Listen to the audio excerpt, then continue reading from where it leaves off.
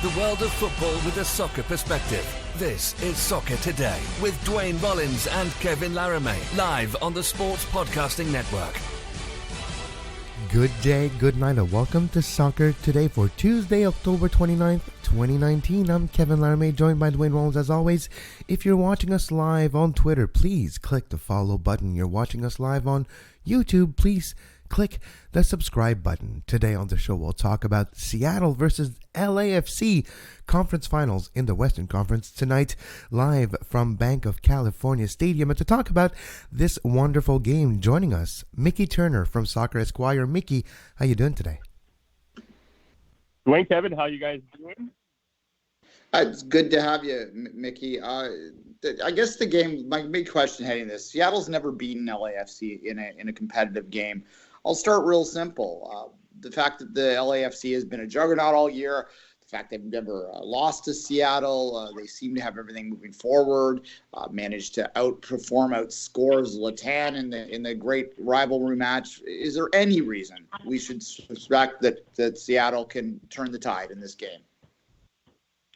I would say there is one major reason or one thing that gives the Sounders a fighting chance, and that is that they have never beaten LA, but they've never had a full-strength squad against LAFC for any of these games.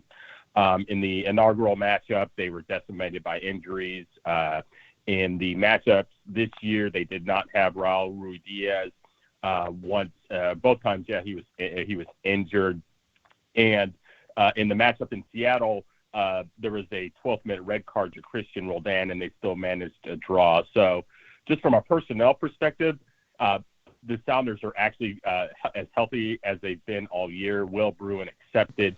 Roman Torres is the only one who's questionable with the hamstring strain, and they still have backup there with Javier Arriaga. So if there's a reason to think that the Sounders can pull off the upset, and it would be an upset, it's because they are at full strength, as full strength as you can be at this time during the year.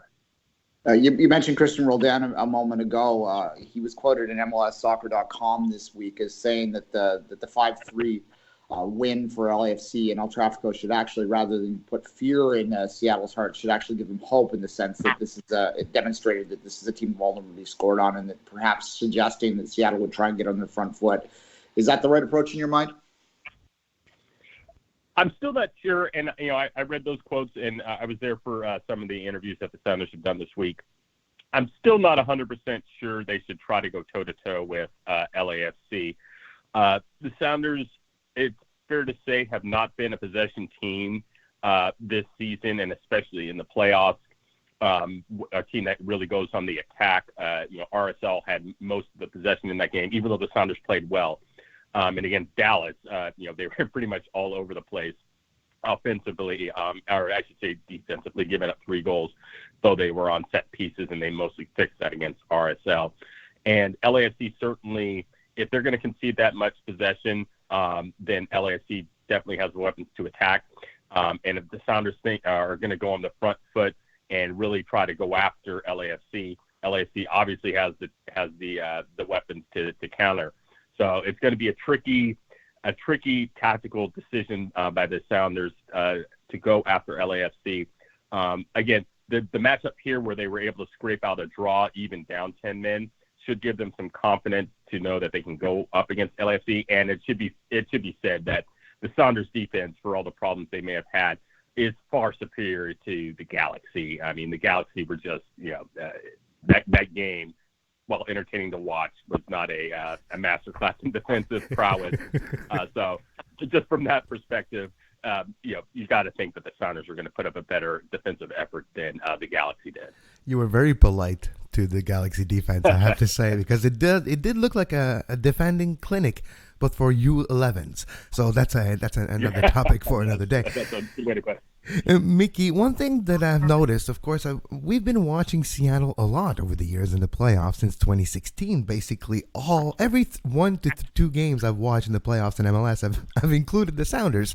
And one thing that really surprised me over the years and continues to be the case is the not giving fully the credit to Brian Schmid that I think he deserves over the years with injuries through a change of the core and the identity of this team. It used to be Ozzy Alonso, and it used to be also Clint Dempsey, and now it's Jordan Morris, Nicholas Odero, and you're having a continuing moving of personnel, and the success is still there. How underrated is Brian Schmetzer still at this time, Miki? Yeah, that's a great question, and he is. He definitely, I don't think, gets the credit he deserves. Now, I don't know that he should have been the coach of the year or been, much more in the running than he was. But I'm not sure how. I don't think he got many votes whatsoever. But he said this was probably his most trying year as a head coach because of all the injuries, because of all the international call-ups. They started out well for once, going 5-1-1 in their first couple of months, but then the injuries and the call-ups hit, and they were just absolutely dire, although not as bad as they had been in years past, which is why they were comfortably in the playoffs and were able to get the second seed. But yet, this, as you said, this is probably his most trying year for that reason, and he's always been a player's coach. He preaches accountability to the players, so he'll come down on the players when he thinks they need it. But by and large, he lets the players take responsibility, and that requires having players with strong personalities who can take charge of the locker room. And by and large, he's been able to manage that since 2016 when he took over midseason after Ziggy Schmidt was fired, and it's been a very impressive 3+ years for Schmetzer, and he definitely, I don't think, gets the credit he deserves. On the same vein, Miki, of course, game changers and big players have a big say in results of a game. But I've noticed in the Seattle's games against RSL and in the LAFC game versus the LA Galaxy, a very different type of game management from two managers. Of course, the first half of that RSL Seattle game was a bit lackluster for Seattle, and Brian Schmetzer really had a big conversation with his team at halftime and were able to set themselves up for a very amazing second half. When we look at LAFC, I feel like Bob Bradley did a couple of mistakes in the game management department that cost a goal here and there and let the Galaxy stay in that game. When you're looking at the manager, the matchup between the managers, it'll be easier to say for my Franco tongue this morning. So when you look at the two managers facing each other tonight, do you think game management could have an influence on the result? Yeah, absolutely. Schmetzer's been pretty good historically about making adjustments at halftime when things haven't gone well. And the Sounders, I think it's fair to say, have by and large been a second half team, at least for most of the second half of the year. The first 5 games, as I said, they were when they started out 5-1-1, they were coming out and blitzing teams, getting 2 and 3 goals in the first 30 minutes.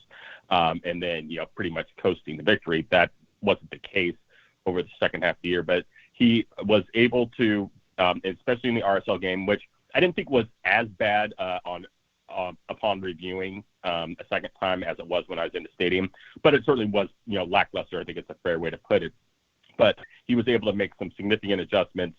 The team, once they got the second goal, were pretty much in cruise control and were never really threatened by RSL in that game. So, it's definitely something that if the game is not going the Sounders' way, but they're still in it, not down, 3-0 at halftime or anything like that, then you got to like the chances of the Sounders to stay competitive based on second half adjustments. And they actually will have the players to make those adjustments and effectuate those changes. So that's another good reason to think that they have a chance in this game.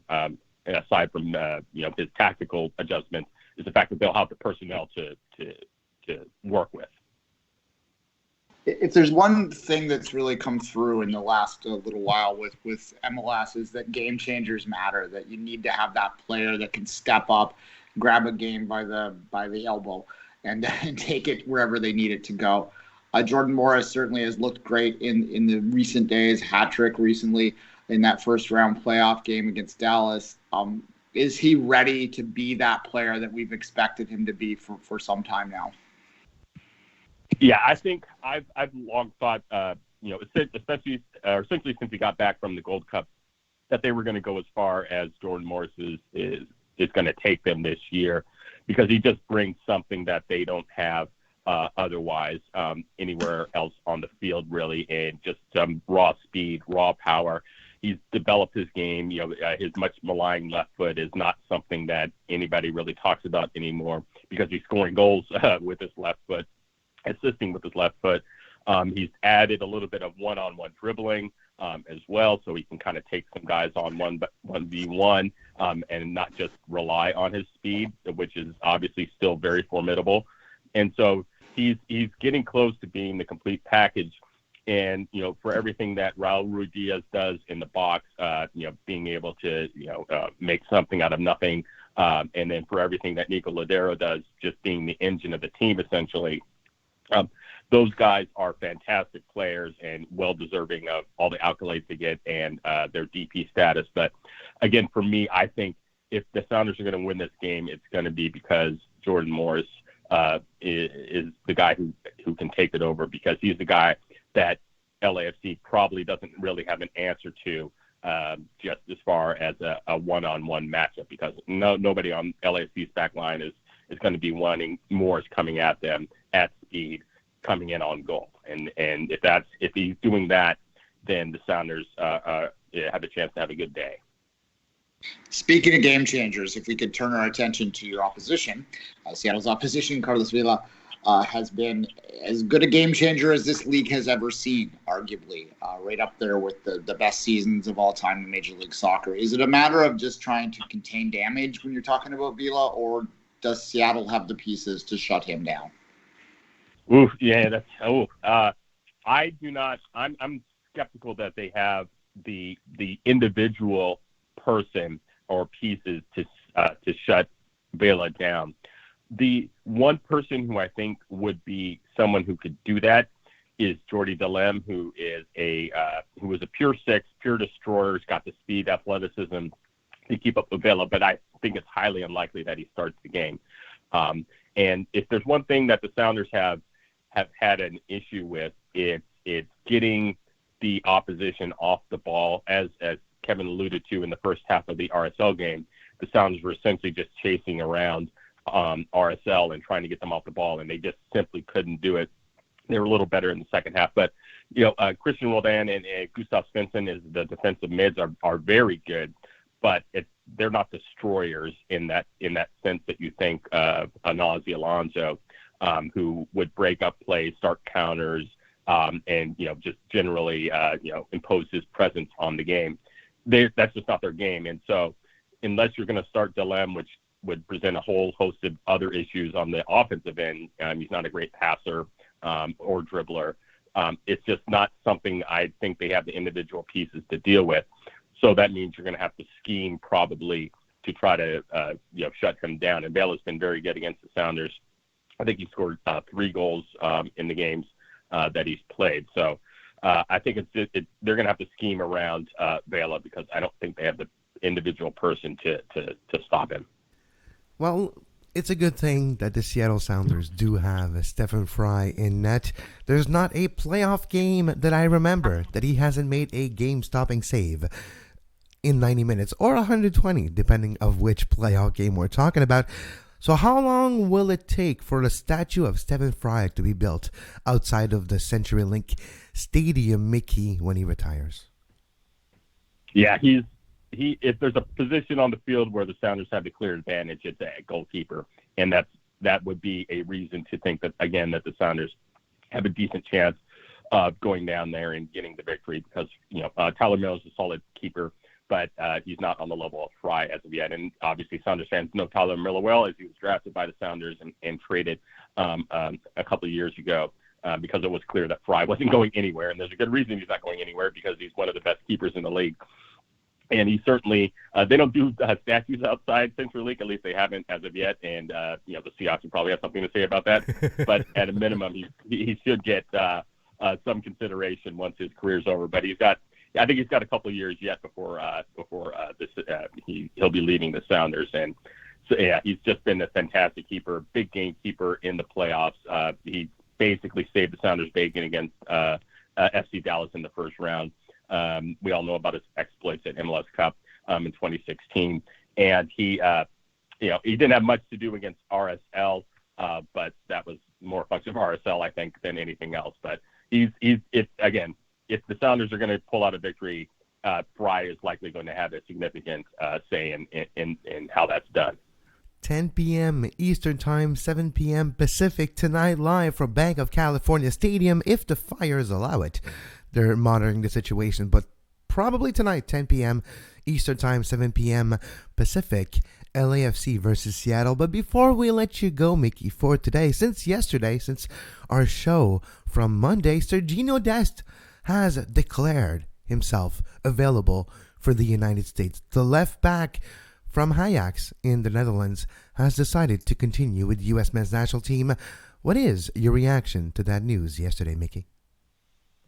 Yeah, it's obviously a very good news. I haven't watched Dest as closely as some of other soccer observers out there, but I definitely was following the controversy and the decision, quote unquote, as he decided to take his talents to the United States.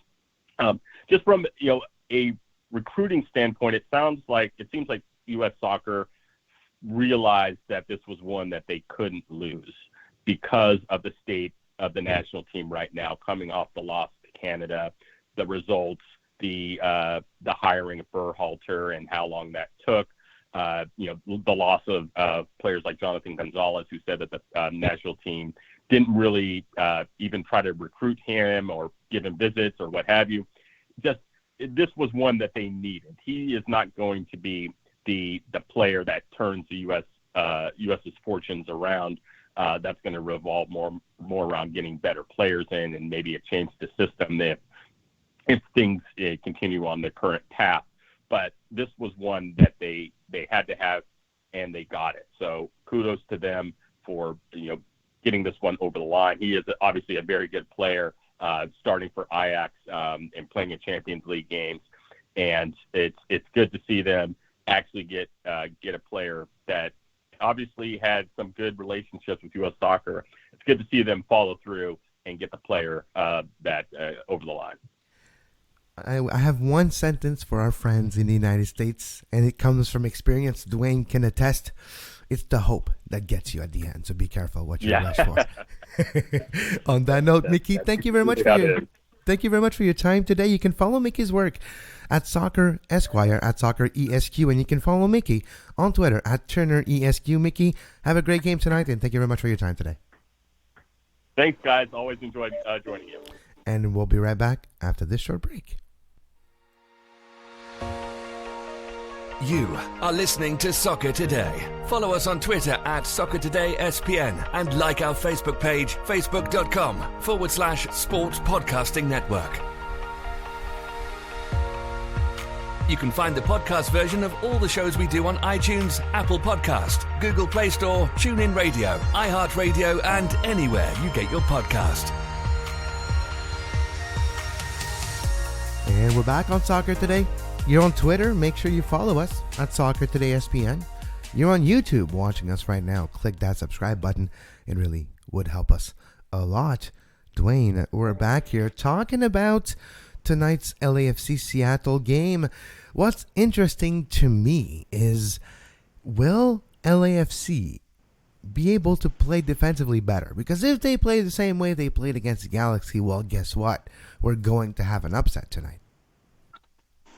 Perhaps, yeah. Look, we talked about this the other day, and we talked about this in the fall of the LAFC Galaxy game. That it was, as Miki said, it was a very exciting game to watch, but it wasn't really a particularly. It's not something you'd put on your resume if you were applying for work type thing. You won't put this I was center back in that game. Yeah, please hire me someone in Europe. No, it was not a good defense performance. No, I mean, and the question here, we put the Mark Anthony Kaye missing, who plays a key role in solidifying the back line and allowing the Galaxy skill players to get forward. Sorry, Galaxy, I mean LAFC, of course, allowing them to get forward. We mentioned that, and that's a big loss. And if he's not completely healthy, it's a big loss for both, LAFC and for Canada in a couple of weeks. But it's there's not the entire thing that was happening out there by my estimation. There did also appear to be just a general. There's something about the Galaxy that sucks LAFC in. And again, we use all these analogies on this show, and we've all had like a nemesis out there that even for, use whatever path of your life we're talking about. There's always someone that whatever happens, we turn them into bumbling fools around them, and that's kind of all I've seen in the Galaxy. So I'm not ready to declare it like a sure thing that it's going to happen yet, but it is troubling if you're LAFC. And the only other thing I will say about this, LAFC is the clear favorite to win MLS Cup. They have been since May. And March? I was going to say March, but yeah. Well, I picked them in February, so there you go. But they've been the clear team. And just as the last 2 years, the last 2 MLS seasons, there has been a clear team that has been favorite for the majority of the season. And in both cases previously, they finished the job. Even though in both cases previously, when it hit the playoffs, we all could make arguments about how they would lose. You remember in 2017 when Toronto barely got by NYRB, went into that Columbus game, only scored 1 goal in 2 games. Everyone was like, oh, I don't know. And then the same thing last year with Atlanta. They didn't look great in the playoffs after looking great all season. But I think there's something about these teams that have to sustain this level of excellence throughout an MLS season that makes us, because we use that MLS going to MLS type stuff. And we think there's all these upsets that happen out there, and we're not quite used to there being dominance in Major League Soccer like there are in other leagues. So I think we almost look for reasons to discount the high favorite from winning. That said, I'm saying this, and my mind's going, but. What I'm saying is that this is going to be an interesting one to watch play out. And if we do watch it play out there, of course, there's some environmental issues down there that they're going to have to monitor, but I think it's going to be fine. Yeah, it's basically, if to be more clear in that situation, there's a lot of fires in the northern Hollywood hills, I would say, which is a vast area. It's bigger than you imagine. When you see pictures of the Hollywood sign, you see the mountains, like, oh yeah, no, it's way more vast than that. And there's some forest fires, and the smoke could be a problem, and they're monitoring the situation as of this morning, which normally everything should be okay. By tonight, if the game was a few days from now, this could be another issue. But probably, depending on the winds, everything should be okay for tonight. Yeah, and obviously we hope that happens, but we hope safety is put in priority. It goes without saying. But nonetheless, I mean, Seattle... You could make similar arguments to Seattle is what I'm kind of getting at here, right? Like, I mean, yeah, they allowed 3 goals against Dallas. They looked terrible in the first half against RSL. So the fact that we're going, oh, there's an upset maybe here is more, I think, a reflection of all of this. And I'm like you in capital U, us here, that looking at this and looking for reasons to bet against the favorite. But the reality is they're a favorite for a reason. They've been a dominant team all year, and they should be able to overcome an injury like this. That said, these are one-off games, and NYCFC can tell you what can happen in a one-off game. You could have a moment of madness in the 87th minute and give up a penalty and lose a game. All over. Hello, Ron. How you doing today, Matarita? Exactly. But no, you're absolutely right. And we'll see it all play out tonight. We've talked to Miki a second about Sergino Dest and his decision to choose the United States. And I like how Miki used the phrase, has decided to take his talents to the United States of America. That phrase, coined by LeBron James in 2010, has been sticking around the lingo of professional sports. Taking your talents to... who's taking his talent somewhere else too? Well, I guess, apparently, Zlatan is taking his talents back to Spain. A cryptic video on his social media earlier today in España, saying, hello, España, I'm coming back. So apparently Zlatan, gone from Major League Soccer. Let me just say this. Good riddance. Yeah, I'm sure the marketing department's a little less excited by the loss of him, but I think the soccer ops is probably a little happier to maybe be able to focus on things that matter. In the hours since we saw this video quote, I've been trying to figure out where he might be going. And, he's only been in Spain once previously. I don't think Barcelona is going to bring this guy back. So Barcelona's not taking him. Real Madrid is not taking him. Okay? Take this. It doesn't make sense. There's only one place for me, Duane, where he's going. And it's not Atletico either. It's the least athletic player that's ever lived. Oh, yeah, exactly. Like, you need... Simeone would have a fight with Zlatan in the locker room. Like, that would probably happen. So is it Villarreal? Is it a Sevilla? Is it a Valencia? I think it's going to be a team of that stature. Yeah, and look, La Liga is funny this year. It's like Bundesliga in the sense that there's a bit of a changing the guard. Not changing the guard. There's a transition happening. I mean, the bigger clubs are going to eventually get back there, but there seems to be an opportunity for a lot of smaller teams traditionally to maybe make a little bit more noise in La Liga this year than in the past. So it makes sense that one of those clubs would roll the dice on a guy like this to try and, raise their game up and make a splash into Europe. But then here's the thing, though. Right now I'm on Zlatan's Wikipedia page, and at the bottom of every player's Wikipedia page, there's a section they call honors, and I'm looking at Zlatan's honors section. It's pretty long for sure. The individual section is the longest part of it. It scrolls for like 3 pages. But when you look at the team honors, there's a lot of league titles, no doubt. He's played for, Manchester United. He's played for PSG. He's played for AC Milan, Barcelona, Inter Milan, Juventus, and Ajax. Those are top clubs that win a lot of league titles. But I'm looking on the European side, the big sort of titles that those clubs chase, and there's none. Other than Barcelona's World Club Cup, which no one's chasing, and he didn't earn his way into. He just happened to be there when they were playing in it. True. The only major title, and I use this loosely, that I can find for him on this honors page. Look, I'm not dismissing the importance of league titles. They matter a lot. I am on record of saying that I prefer the league title in England more than anything else. But we all understand how these teams think. So that's what I mean by that. There's my caveat. But the only major quote-unquote title I see on here is the 2016-17 Europa League with Manchester United. This is not a player that has traditionally raised the level of teams. So buyer beware. That's what I will say about Zlatan. He is for sure going to move merch.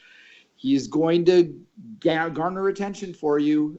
He might even score some goals, some good goals, some great goals.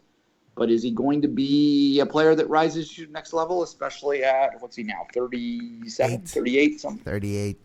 And the question, too, is he worth the drama, the negativity, and sometimes the injuries that he'll bring to your club? We've seen him injured Galaxy players in training. We've seen him injured multiple trainers in training over the years. A fellow player told me off the record a few years ago, saying Zlatan sliding 2 cleats up on a challenge on a 50-50 ball on training is not something out of the ordinary. And since that day, I was like, wow, okay, yeah, he has no respect for his teammates. Never mind the opposition. And to me, that's not what sports is about. Good riddance. Again, Zlatan, not my favorite player in the world. So, quick question.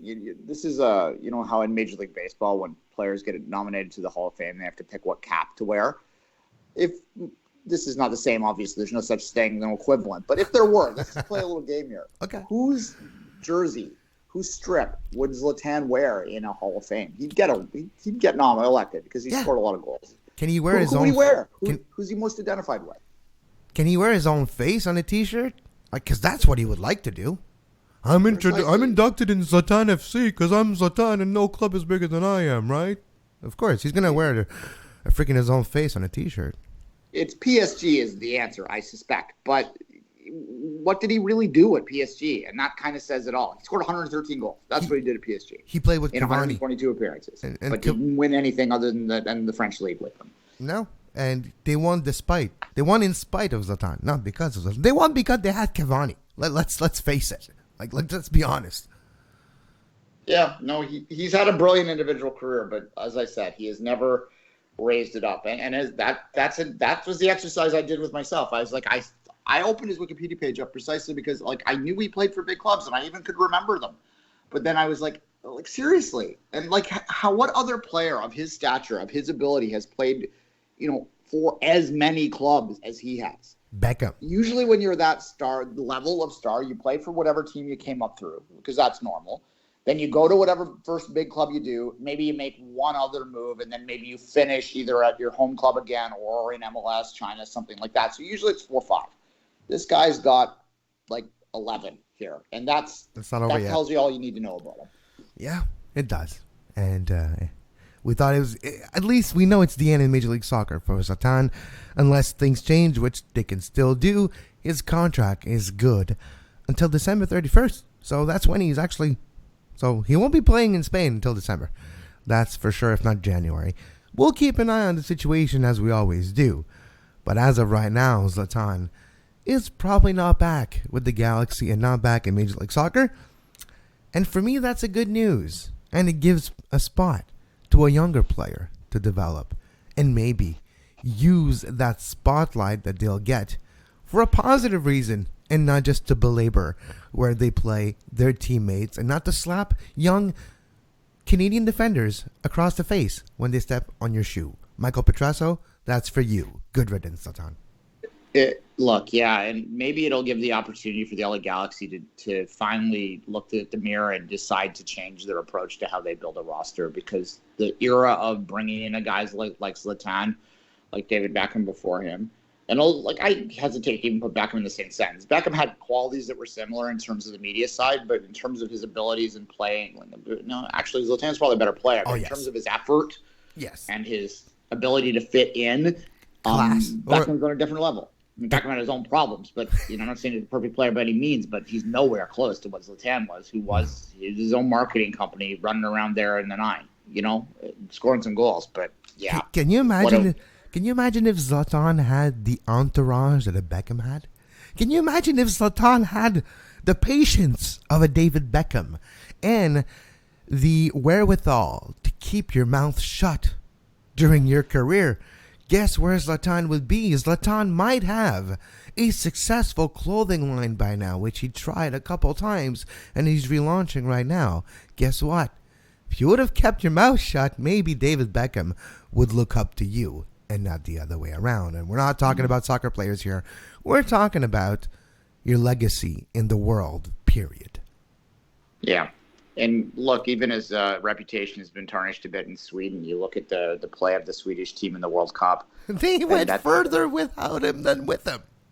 Yeah, and it's, sometimes you addition by subtraction, as you say. So we'll see. He ends up, 56 appearances for the Galaxy, 52 goals. That's insane. If Wikipedia is to be believed. I'm looking at Wiki, so God, grain of salt. But nonetheless, around that.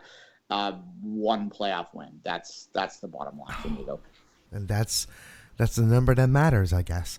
On that note, we'll come back tomorrow with a review of tonight's Seattle versus LAFC at Bank of California game, and we'll preview tomorrow night's game, Toronto FC traveling to Atlanta, Georgia, to face Atlanta United. You can follow Duane on social media at 24th Minute and myself at Kev Laramee and this show at Soccer Today SPN. You can find our Canadian soccer show, the Two Solid Dudes Soccer Podcast, on our Patreon feed, patreon.com/sports podcasting network. $2 a month will give you access to the Two Solid Dudes Soccer Podcast. We have an interview booked later today with Coach Dean Morley of the Cape Breton Capers, finalists of the last 2 years in youth sports in men's soccer. And we're going to talk about the beginning of the season with Coach Morley later on the Two Solid Dudes Soccer Podcast, which you can get access, once again, for $2 a month at patreon.com/sports podcast network. Until tomorrow, as always, have a great soccer. You can find the podcast version of all the shows we do on iTunes, Apple Podcast, Google Play Store, TuneIn Radio, iHeartRadio, and anywhere you get your podcast.